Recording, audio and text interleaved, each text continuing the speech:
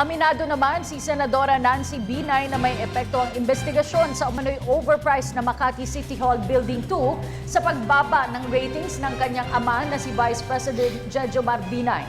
Ayon sa Senadora, nakatutok ang nasabing pagdinig sa pagsira sa reputasyon ng kanyang ama. Ngunit masaya pa rin umano siya dahil kung mapapansin, ang Vice Presidente pa rin ang nangunguna sa mga survey.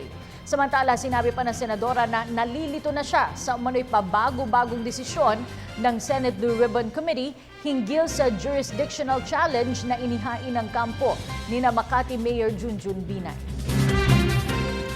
Hindi naman natin mapagkakailan na may epekto yun kahit pa paano may epekto yun dun sa survey. Pero kung makikita niya din sa survey, siya pa rin yung most trusted government official. And doon, nagpapasalamat ako. Nalilito na ako kung anong rules yung sinusunod ng Blue Ribbon Committee. So, pag-aaralan muna namin kung anong basis ni Senator Ginggona na ibalik ulit sa subcommittee. Kasi, diba, siya naman ang nagsabi na yung ruling ng subcommittee can be appealed dun sa mother committee. So, nagugulat lang ako bakit hindi na lang niya kinonvene yung mother committee para mapag-usapan namin yung issue nga ng jurisdictional challenge.